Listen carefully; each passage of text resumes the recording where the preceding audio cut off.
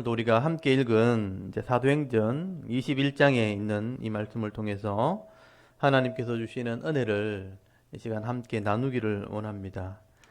여러분, 사도행전 21장에는 이제 바울의 3차 전도 여행을 이제 마무리하게 되면서 예루살렘으로 떠나게 되는 그런 여정을 설명을 하고 있습니다. 그리고 이 뒷부분에는 예루살렘에 도착했을 때 이 바울이 유대인들의 오해를 받게 되었고요. 또 죄수 아닌 죄수가 되어서 재판을 받게 되는 그런 배경들을 설명을 하게 됩니다. 이게 어떻게 보면 로마로 가게 되어지는 하나의 역사적인 배경이 되는 겁니다. 먼저 우리가 바울이 지난주에 말씀을 들었던 것처럼 밀레도란 곳에서 예루살렘으로 가는 중에 있었던 여러 가지 이제 일들이 있게 되어지는데 그 과정들, 그 있게 되는 일들을 한번 살펴보도록 하겠습니다. 여러분, 오늘 21장 1절을 보시면 바울이 밀레도를 떠나게 되어질 때 여러 도시를 지나게 되는데 예루살렘을 가면서 그냥 가는 게 아니고요. 바울은 어떻게든지 시간을 아끼려고 이렇게 지나가는 도시마다 제자들을 찾아갑니다. 그리고 그동안 전하지 못했던 또 하나님 말씀, 깨달았던 말씀들을 하나하나 전하게 되고 또 기도해주고 축복하면서 그 길을 지나가게 되는 겁니다. 그래서 여러분, 그 밀레도에서 3년 동안 사역했던 에베소 장로를 초청해가지고 지난주 말씀을 들으셨죠? 권면도 해주고 또 다시 보지 못할 수 있기 때문에 서로 축복하면서 기도하고 이제 작별을 하게 됩니다. 그리고 이제 예루살렘으로 출발하게 되는데 여러분, 거기 21장 1절부터 보십시오. 배를 타고 호수로 가서 그리고 로도를 지나서 바다라는 곳을 지나서 베니게로 가는 배를 타게 되었다. 이 베니게란 말이 페니키아라는 뜻입니다. 그래서 이 페니키아는 두로와 시돈, 그러니까 이게 지금의 말하면 팔레스틴, 수리아라고 되어 있는데 시리아 지역으로 배를 타게 된 거죠. 지중해를 지나오는 것입니다.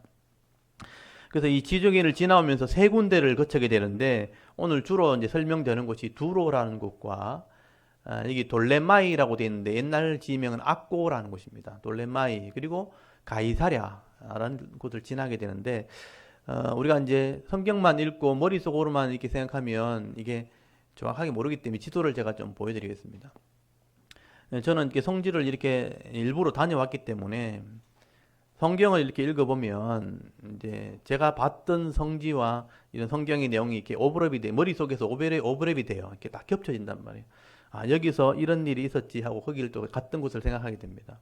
그래서 보고 오는 게 굉장히 중요한 것 같아요. 그래서 여러분은 지금은 가보지는 못하지만 일단 지형은 알고 있어야 되니까 여러분, 여기 밀레도라는 곳이 있죠. 원래는 고린도에서 이제 연보를 거두고 아시아 그리고 이렇게 마게도냐, 아가야 지역에 있는 교회 연보를 거두어서 고린도에서 이제 로마서를 쓰게 되죠. 그래서 우리가 로마서를 다 살펴봤지 않습니까?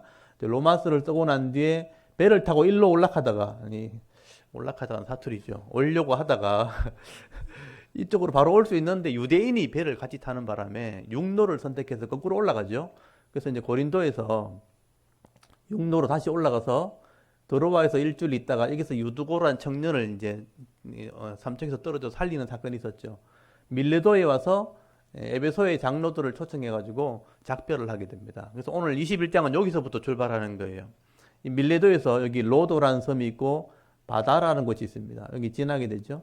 여기를 지나면서 제자들을 만났다는 장면이 나와요. 그리고 이제 구브로를 왼편으로 두고 배를 타고 들어와서 이 두로, 여기가 페니키아입니다. 베니게라고 하는, 원래는 페니키아라고 되어 있는데 성경에는 베니게라고 써놨어요.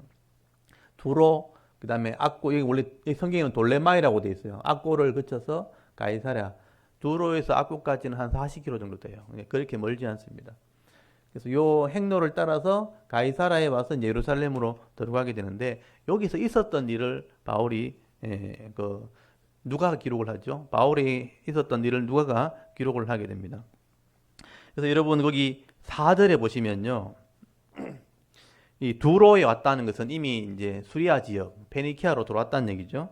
거기서 일주일 동안 머물게 되어지는데 그 제자들을 이제 굳게 하고 또 말씀을 전하게 될 때 성령의 감동으로 바울이 고난받게 된 것을 성도들이 알게 됩니다. 그래서 예루살렘 가면 고난이 있게 되니까 가지 말라고 이렇게 말리는 장면이 나오게 되죠. 그리고 이제 8절부터 거기 11절까지 보시면 거기 돌레마이를 지나서 가이사라는 지역으로 들어가게 되는데 이 가이사라에서 이제 빌립의 집사님 집에 머물게 됩니다. 이 빌립 집사가 7집사 중에 한 사람이라고 되어 있죠. 그래서 거기 잘 보시면요. 8절 한번 보십시오. 이튿날 떠나 가이사라에 이르러 7집사 중 하나인 전도자 빌립의 집에 들어갔다고 되어 있죠.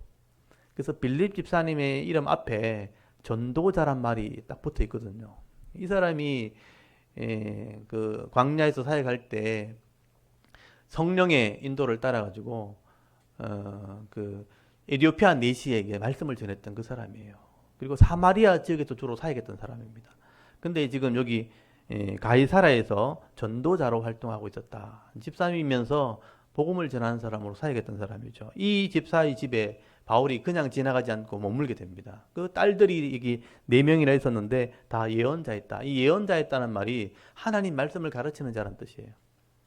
그곳에서 머물고 있을 때 이제 한 선지자를 만나게 되는데 여러분 10절을 보시면 거기 아가보라는 선지자가 이 빌립의 집에 오게 됩니다. 유대로부터 내려왔다. 유대라는 것은 예루살렘을 얘기하는 거예요. 예루살렘에서부터 이 빌립의 집에 왔다가 또 성령께서 깨닫게 하시는 은혜를 이렇게 나누게 되는 것을 보게 됩니다. 그래서 거기 11절에 보시면 이 아가보라는 이 선지자가 이 바울이 결박되어지고 고난받게 될 것을 성령을 통해서 깨달아서 전하는 장면이 나오게 됩니다. 그래서 11절 한번 보십시오. 이 아가보라는 이 선지자가 사람들에게 하는 말입니다. 우리에게 와서 바울의 띠, 허리를 띠고 있는 그 띠를 가져다가 자기 수족을 잡아매고 말하기를 성령이 말씀하시되, 성령께서 깨닫겠다는 거죠. 예루살렘에서 유대인들이 이같이 이 띠에 임자하니까 바울이죠. 이 띠에 임자를 결박하여 이방인의 손에 넘겨주리라 하면서 앞으로 되어질 일에 대해서 이렇게 말씀을 하는 것을 보게 됩니다. 그래서 이 말을 들은 사람들이 바울을 아끼는 사람들이잖아요.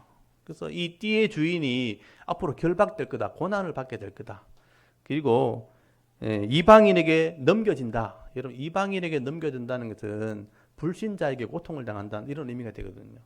그래서 바울을 아끼는 사람들이 이 말을 듣고 큰일 났다. 지금 이 바울 사도가 이 기괴한 일을 하고 있는 사람이 고난을 당하게 되어지고 이방인에게 넘겨지면 죽을 수 있겠네 하면서 예루살렘에 가지 말라고, 그래서 이제 이 성도들이 말리는 장면이 나오게 됩니다. 근데 우리 여기서 한 가지 또 짚고 넘어갈 게 있어요. 이 예언자라는 말이 나오고 또 아가보라는 선지자가 이렇게 미래에 대한 일을 얘기하는 것처럼 보이니까, 야, 이게 신령한 사람들, 또 이 능력 있는 사람들은 또 미래의 일들을 막 사람들에게 얘기해 주는가 보다 착각할 수 있어요. 이건 오해하면 안 됩니다. 이 아가보의 선지자의 말을 듣고 많은 성도들이요, 오해를 합니다. 이 교회도 목사님들이 기도 많이 한다 그러고 신령하다 그러면서 이렇게 은혜를 받으면 사람들의 막 미래를 막 얘기해 주는가 보다. 그래서 진짜 막 찾아오는 사람이 있어요. 무당한테 가듯이 문제가 생기면 또 봉투 들고 막 찾아옵니다. 목사님한테 물어러 온다고. 뭐 이런 일이 생겼는데 어떻게 하면 됩니까? 막 묻고 막 시험을 쳤는데 합격입니까? 불합격입니까? 묻고 막 그런 거 아닙니다, 여러분. 여기서 말하는 예언이라는 것은 뭐냐면요, 하나님의 기록되어진 말씀이 이런 뜻이다 하고 이렇게 되어질 것을 말해주는 거예요. 그러니까 하나님의 계획을 말해주는 거예요. 기록되어 예언, 하나님 말씀이 성령이 기록했기 때문에 이 예언은 이렇게 하나님이 뜻을 이룬다는 것을 미리 확인시켜주고, 실제로 그때 그것이 이루어졌을 때에 아, 진짜 하나님 말씀대로 되었구나 하는 것을 확인하는 것을 성경에서 예언이라고 말하는 거예요. 근데 우리는 예언이란 말 자체를 그냥 앞으로 일어난 미래에 대해서 이렇게 무슨 사건을 알려주는가 보다 하고 오해를 하는 거예요. 주로 무당들이 그렇게 하거든요. 그래서 여러분, 이 예언, 성경에서 말하는 예언은 사람의 어떤 각 개인의 미래에 대한 일을 알려주는 게 예언이 아니에요. 성경에서 말하는 예언이라는 것은 하나님 말씀이 그대로 되어진다는 것을 성령을 통해서 확인시켜 주는 겁니다. 그래서 말씀대로 되었다는 것이 확인되어지는 게 성경에서 말하는 예언이에요. 그래서 목사가 말하는 예언도요, 여러분 각자의 삶의 미래를 얘기해 주는 게 아니고 이 말씀은 이렇게 된다는 것입니다. 이 말씀이 실제로 그렇게 되었을 때 이 말씀이 진짜입니다라고 확인시켜 주는 거예요. 무슨 뜻인지 이해 가세요? 그게 성경의 예언이라는 거예요. 성경이 하나님의 계획을 말해주는 게 예언이에요. 각 개인의 삶을 말해주는 게 아니에요. 그래서 하나님의 뜻을 깨닫고 그 뜻을 따라 순종하게 되어지면 이 말씀대로 복을 받게 되어지는 겁니다 하고 가르쳐 주는 겁니다. 그걸 성경의 예언이라고 하는 것입니다. 그래서 이 아가보가 바울은 하나님의 계획대로 일하게 된다는 것을 말해준 거예요. 미래를 얘기한 게 아니고 하나님의 계획대로 이런 고난이 있게 되는 삶을 살게 되는 것이다. 근데 하나님의 사명이기 때문에 이게 쉽지 않다는 얘기를 하게 된 거예요. 그래서 바울을 아끼는 사람 입장에서는 인간적인 마음을 가지게 되는 거죠. 바울이 이렇게 고난 당하다가 어려움 당해서 죽을 수도 있겠구나. 그러면 좀 가지 마십시오. 왜 어려운 길 가려고 그럽니까? 인간적인 자기 마음을 얘기하는 거예요.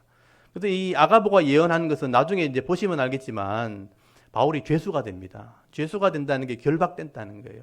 그리고 로마의 법정에 서게 되는 거예요. 그래서 이방인에게 넘겨준다라고 얘기한 거예요. 하나님은 그렇게 계획을 세우셨다는 거예요. 근데 그게 쉬운 일이 아닌 거예요. 그러니까 인간적인 마음을 가진 우리 성도들 입장에서는 바울에게 이런 권면을 하게 되는 거죠. 억울함을 당하기도 하고 죄수가 되어 고난 당하는 일을 당하면 힘들지 않겠습니까? 하지 마십시오. 인간적인 염려를 가지고 말할 때 바울은 자기 생각을 얘기합니다. 아니야, 그건 내 사명이다. 바울의 지금 사명을 얘기하는 것이죠. 여러분 이 부분을 한번 잘 보시기 바랍니다. 바울은 사람들에게 오해를 받게 되어지고 때로는 죄수가 된다 할지라도 로마까지 가는 일이 하나님의 계획이라면 그것까지도 내 사명이라는 거예요. 고난까지도 내 사명이라고 받아들이겠다는 거예요. 그래서 나는 그걸 감당할 준비가 되어 있다. 이게 바로 믿음이라는 것입니다. 여러분 13절을 한번 보십시오. 바울이 이런 말을 하죠. 바울이 대답하되 여러분이 어찌하여 울어 내 마음을 상하게 하느냐. 인간적인 면만 보느냐. 나는 주 예수 이름을 위하여 결박당할 뿐 아니라 예루살렘에서 죽을 것도 각오하였노라. 여러분 바울이 억울함을 당하거나 고난받거나 죄수가 되는 것까지도 내 사명이라고 나는 믿고 있다는 거예요.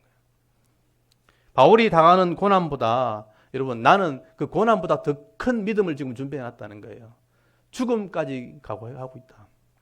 그게 내 사명이라면 그 정도 이 믿음을 가지고 바울이 간다는 거예요. 그러니까 걱정하지 마라, 염려하지 마라. 여러분 내 사명 감당하는 일에 고난이 있다면 그 사명 안에 고난이 있는 거예요. 그럼 그 고난까지도 나는 사명으로 생각하겠다는 거예요. 그게 바울의 믿음이었다는 것입니다. 그래서 사람들은 이제 바울의 고난 당하는 것만 보면 걱정도 되고 염려도 하지만 바울의 입장에서는 그게 내 사명이라면 그 고난은 사명보다 중요하지 않다. 내가 사명 감당하는 것이 더 중요하다. 이런 고백을 하게 되는 것이죠. 나는 주 예수 이름을 전하고 또 말씀을 가르치는 사명 자체를 어떤 고난보다도 더 중요하게 여긴다. 이 고난은 문제가 되지 않는다.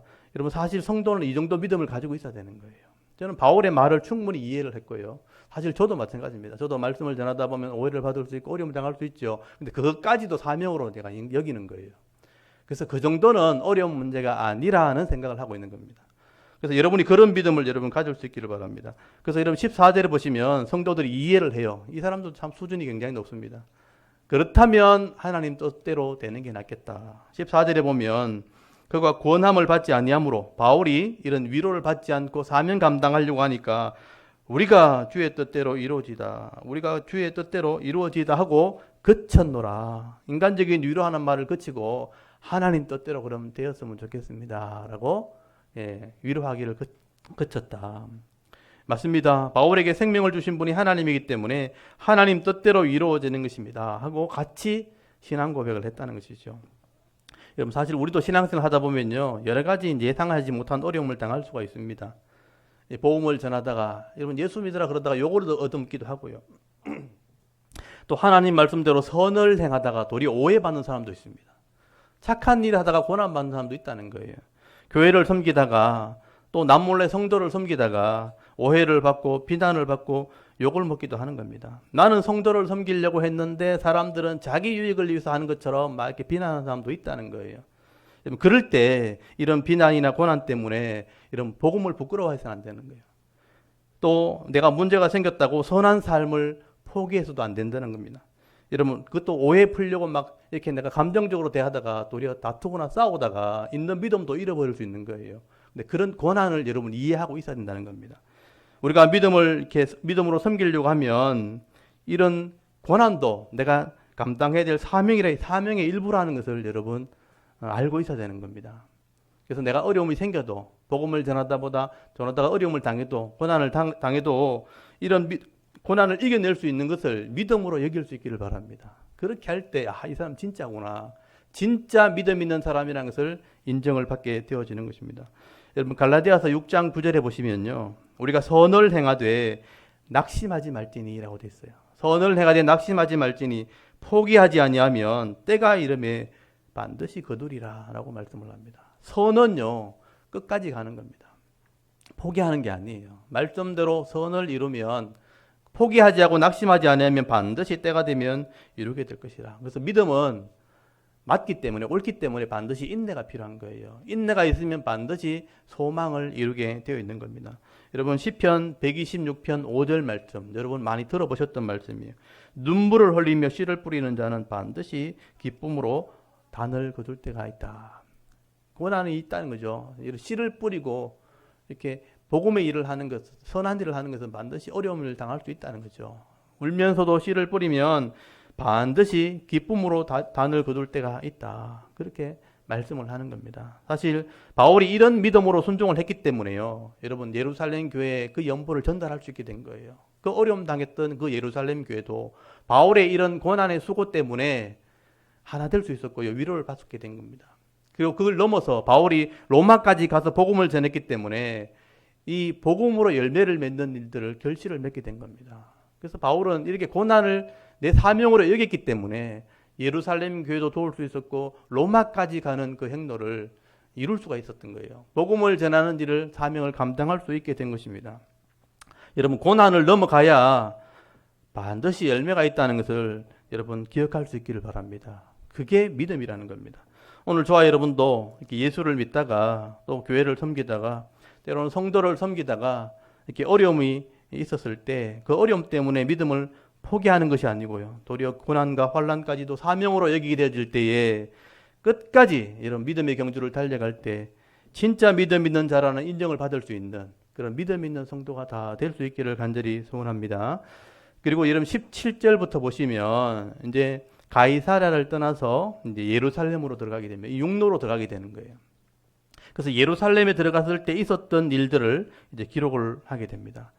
바울은 이 가이사랴에서 예루살렘까지 가서 예루살렘에 드디어 이제 들어가고 난 뒤에는 지도자를 만나게 됩니다. 거기 본문에 보시면 18절에 야고보를 만났다고 되어 있어요. 이 야고보는 예수님 동생 야고보입니다. 나중에 야고보를 썼던 사람이에요. 야고보서를 썼던 성경을 썼던 사람인데 그 당시에 이제 예루살렘 전체의 지도자가 되어 있었던 거예요.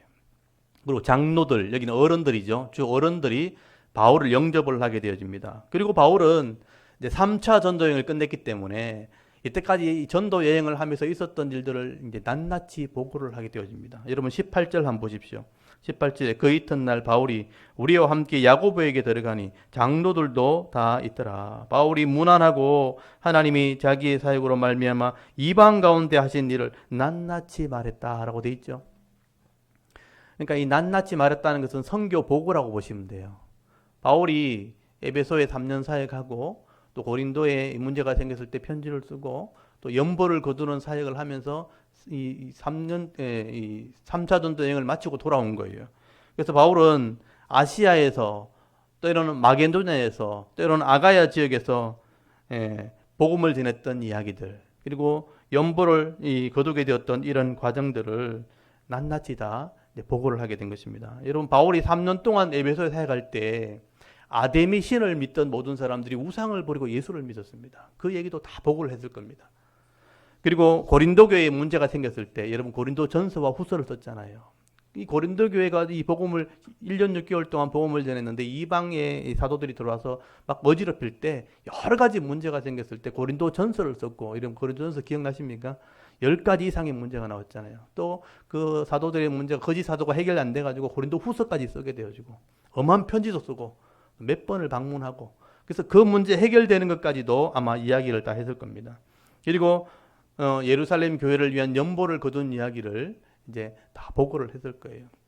아마 이때 연보를 전달했겠죠. 그 당시에 예루살렘 교회가 오늘 본문에 보시면 그 20절에 수만 명이 되었다고 되어 있는데 다 이렇게 가난한 자를 나눠주다 보니까 기근이 와가지고 어려움 당하게 된 거예요.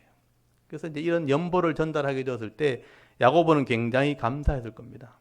근데 이제 염려가 되는 게 하나 있는 거예요. 바울이 이렇게 많은 선교를 하고 많은 은혜를 끼쳤음에도 불구하고 유대인들은 바울을 오해를 하고 있었던 거예요. 그래서 바울을 어떻게 오해했냐면 바울이 유대인들이 믿고 있는 이런 율법을 가르치지 않는다는 거예요. 그리고 할례도 행하지 못하게 하고 유대인의 관습, 이런 신앙의 관습들을 행하지 못하도록 그렇게 이방인이 가르친다고 오해를 하게 된 겁니다. 그래서 여러분 21절 한번 보십시오. 네가 이방에 있는 모든 유대인들을 가르치되, 그러니까 이방 사람들에게 복음을 전해놓고 말씀을 가르칠 때 모세를 배반하고 아들에게 할례를 행하지 말고 또 관습을 지키지 말라 한다 함을 그들이 들었다. 유대인들이 그렇게 소문을 들었다는 거예요. 그러니까 오해를 하고 있다는 겁니다. 그래서 바울이 같이 예수를 믿지만 율법을 무시하는 건 잘못됐다. 아마 그렇게 생각했던 것 같아요. 그래서 바울이 모세를 모독했다는 것은 하나님을 이렇게 모독하는 거나 마찬가지거든요. 말씀을 모독한 것이기 때문에. 그래서 바울을 이단자라고 아마 생각을 했던 것 같습니다. 그래서 이제 야고보가 이게 걱정이 되는 거죠. 이렇게 복음을 전하고 선교를 하고 많은 사람들에게 은혜를 끼치는 이 바울이 유대인들에게는 죽일 사람처럼 되어 있다는 거예요.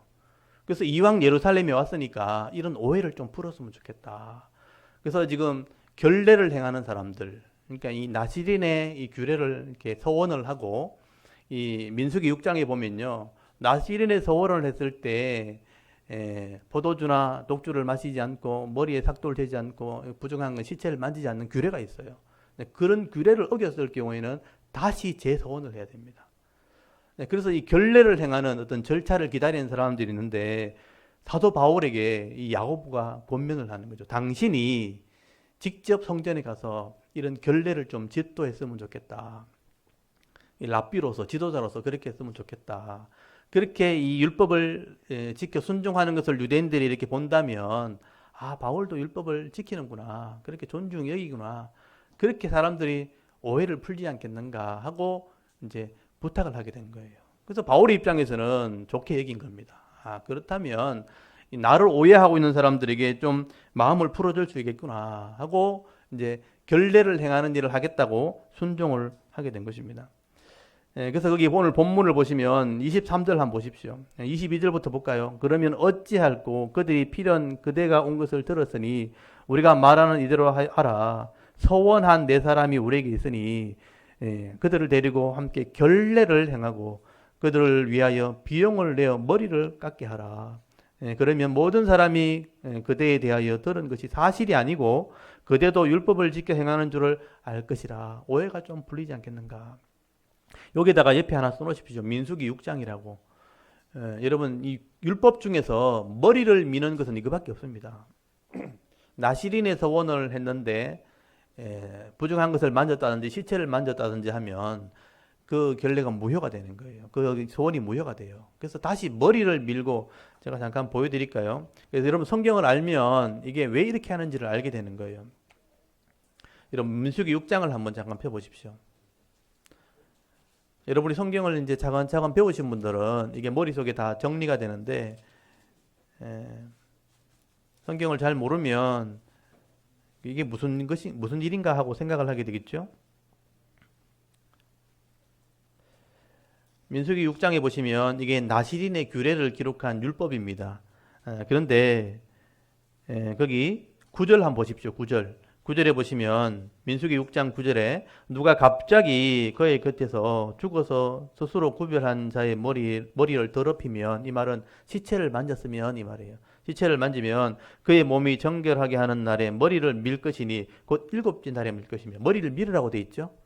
머리를 밀고 거기 11절에 보시면 제사장은 그 하나를 속죄제물로 또 하나는 번제물로 드려서 그의 시체로 말미암아 얻은 죄를 속하고, 그 다음에 12절에 보시면 자기 몸을 구별하여 여호와께 드리는 날을 새로 정하고 1년 된 순양을 가져다가 속건제, 자기 몸이 더럽혀졌기 때문에 속건제를 드립니다. 속건제로 드릴지니라.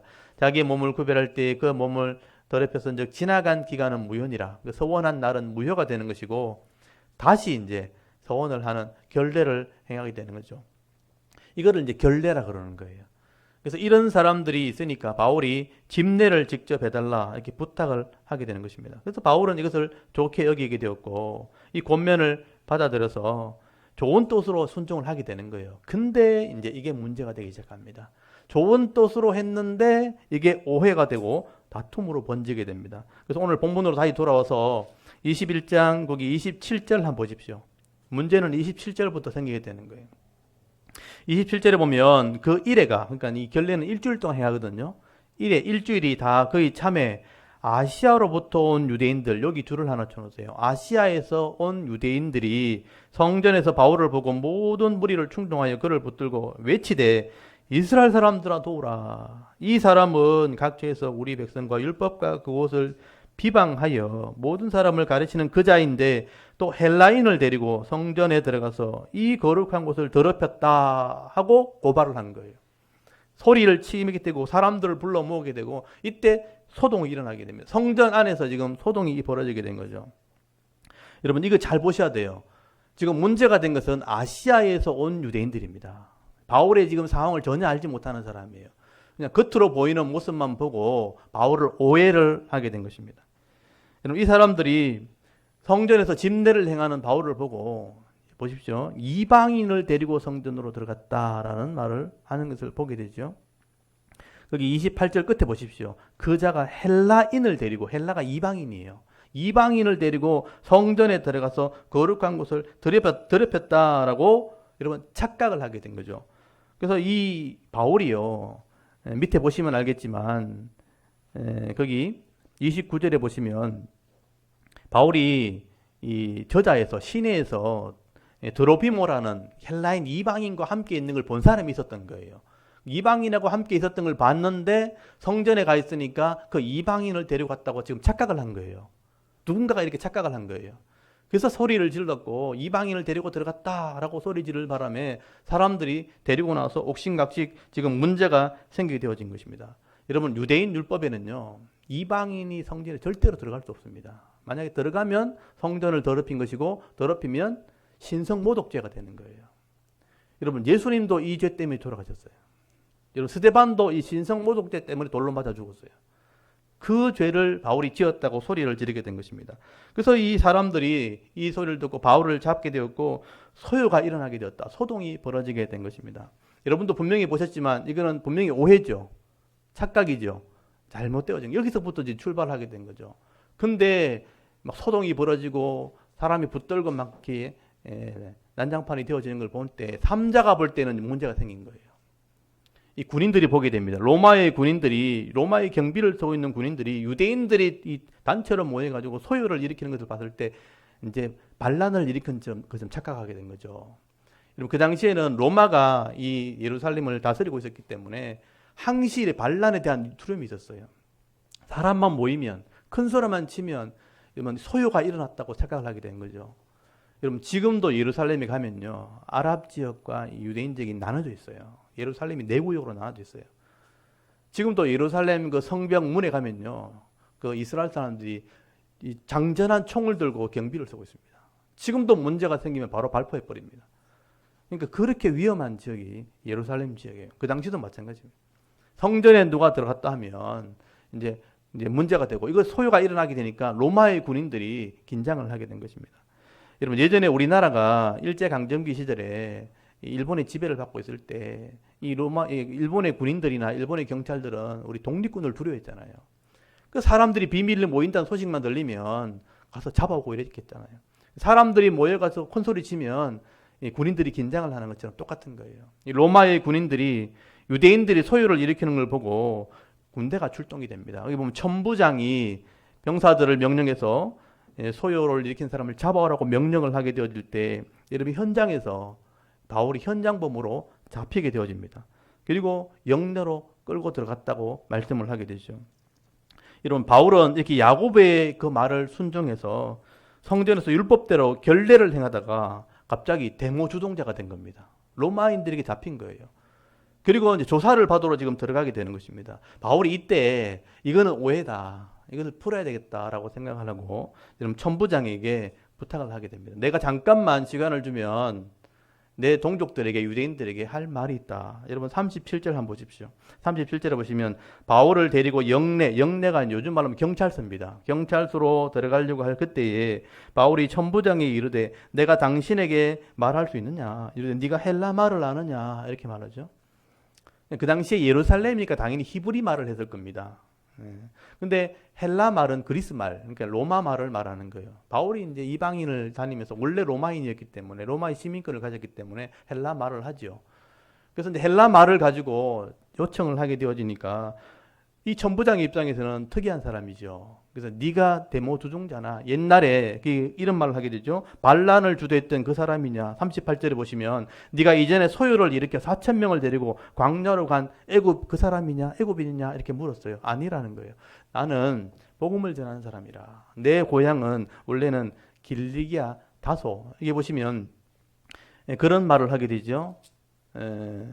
여기 39절에 보시면 나는 유대인이라. 그러면서 소읍이 아닌, 그러니까 작은 도시가 아닌 큰 도시 길리기아 다소시 내가 출신이다. 그리고 여기 내가 시민권이 있다는 뜻이 뭐냐면 로마의 시민권자다. 이건 굉장한 권한입니다. 내가 로마의 시민의 권한을 가지고 있다. 말할 기회를 달라 할 때 이제 이 천부장이 기회를 주게 된 것입니다. 그래서 바울이 거기 40절부터 보시면 올라가는 이 청계 계단에 서서 유대인들을 향해서 이제 자초지정을 설명하는 기회를 얻게 되어지는 것입니다. 그래서 바울은 여기서부터 오해되어진 부분을 설명하기 위해서 내가 어떻게 예수를 믿게 되었는가 유대인들에게 간증을 하게 됩니다. 내가 어떻게 예수를 믿게 되었고 어떻게 이방인에게 복음을 전하는 자가 되었는가 그리고 어떻게 해서 예루살렘까지 와서 이런 일을 하게 되었는지를 설명을 하게 되어지는데 여러분 이때 자기 간증을 하게 되는 거예요. 그래서 22장 전체는요 바울의 간증이자 설교입니다. 어떻게 예수를 믿게 되었는지를 설명하는 거예요. 그리고 어떻게 지도자가 되었고 이방인에게 복음을 전하는 사도가 되었는지를 자기 삶을 다 얘기합니다. 그리고 예루살렘에서 이런 일을 있게 되었다는 것을 설명을 하게 되어지는 것이죠. 이건 다음 주에 제가 말씀을 나눌 겁니다. 그래서 굉장히 중요한 말씀이에요. 근데 바울이 여기서 한번 보십시오. 좋은 일을 하려고 시작했다가 지금 오해가 생긴 것입니다. 근데 이 오해가 멈춰지질 않는 거죠. 유대인들은 이왕 이렇게 된 거 이걸 핑계 삼아서요 아예 바울을 죽이려고 합니다. 바울의 변명을 들으려고 하지 않습니다. 그래서 바울을 죽이려고 죄수의 올가미를 덮어씌운 거죠. 신성 모독죄의 올가미를 덮어씌워서 그래서 바울은요 죄수가 아닌데 죄수가 되어버렸어요. 죄수 아닌 죄수가 되어서 이제는 재판까지 받게 되어집니다. 그래서 결국은 이거를 통해서 나중에 바울은 로마를 가게 되는 것이죠. 조금 전에 말씀을 드렸지만 하나님의 계획입니다, 여러분. 하나님께서는요 정상적으로 바울을 데려가는 게 아니고요 죄수를 만들어서 죄인의 몸으로 로마까지 데리고 가는 거예요. 이게 하나님의 계획이라는 것을 말씀을 하게 되는 것이죠. 여러분 겉으로 볼 때는 이게 억울한 일이죠. 고난의 길처럼 보입니다. 그런데 이게 바로 생명의 길이고 이게 바로 하나님의 나라를 위한 믿음의 길이었다는 것을 바울이 나중에 깨닫게 되어지는 것입니다. 바울은 처음에는 이게 당황스러웠어요. 갑자기 죄수가 되어버렸고 죄인이 되어버렸어요. 죄가 없는데 분명히 죄가 없는데 수갑을 차게 되고 죄수 취급을 당하면서 고난을 당하게 됩니다. 근데 바울은 나중에 이걸 깨닫게 돼요. 이런 고난이 결국 복음을 전하는 길로 가는구나. 이런 고난의 과정을 통해서 결국 하나님의 선이 이루어지는구나. 바울은 이걸 믿음으로 받아들이게 되어지는 것입니다. 그래서 이때부터 바울은요, 나중에 보시면 알겠지만 하나님을 신뢰하게 됩니다. 분명히 수갑을 차고 있고 죄인 취급을 받았는데 바울은 이것 때문에 원망하거나 불평하는 게 아니고 도리어 사명을 감당하게 되어지고요. 여러분 자신의 욕심을 딱 내려놓고요. 이때부터 기다리기 시작합니다. 잠잠히 기다립니다. 여러분이 만약에 억울하게 죄수 취급당해 수갑을 찼다고 생각해 보십시오. 이걸 변명하기 위해서 온갖 방법을 동원하지 않겠습니까? 근데 바울은 이게 하나님의 계획이라는 걸 알고부터는요. 기다리기 시작합니다. 힘을 빼는 거예요. 힘을 빼고 기다리는데 하나님의 뜻이 이루어지도록 기다리는데 여러분 앞으로 바울이 이런 과정 통해서 하나님의 놀라운 은혜를 계속 경험하게 되어질 것입니다. 바울이 어떤 은혜를 경험하게 되는지를 이런 말씀을 통해서 배우게 될 것입니다. 그러므로 우리가 이 삶의 모습을 통해서 우리가 한번 돌아볼 수 있기를 바랍니다. 우리 성도들에게는 때로는 이런 고난과 어려움을 통해서 우리의 믿음이 증거되게 하실 때가 있다는 것을 여러분 기억할 수 있기를 바랍니다. 그래서 우리가 믿음이 진짜라면 고난도 내 사명의 일부로 받아들일 수 있는 그런 믿음이 있어야 되는 거예요. 그렇게 하게 되어질 때에 우리는 절대로 실패하지 않습니다. 성도가 이런 믿음만 가지게 되어지면 어떤 어려움이 와도 고난이 와도 이것 때문에 망하지 않습니다. 반드시 하나님께서 승리의 길로 인도해 가실 것입니다. 오늘 저와 여러분도 이 사도 바울의 이 고난 속에 이 사명 감당하는 이 모습들을 보시면서 하나님의 위로와 은혜를 경험할 수 있는 귀한 성도가 될 수 있기를 바랍니다. 여러분 오늘도 하나님 말씀을 통해서 하나님의 은혜를, 하나님의 이 사역을 신뢰할 수 있는, 하나님의 일들을 신뢰할 수 있는, 그래서 믿음으로 순종하는 길을 가게 되어질 때에 여러분 작은 고난 때문에 낙심하거나 또는 원망하거나 불평하기보다는 합력해서 선이 되게 하시는 그 하나님을 바라보시면서 도리어 찬송하면서 믿음으로 또 하루하루 승리의 삶을 살아갈 수 있는 저와 여러분의 이런 신앙의 모습이 될 수 있기를 주의 이름으로 축원합니다. 아멘. 우리 잠깐 기도드리겠습니다. 하나님 오늘도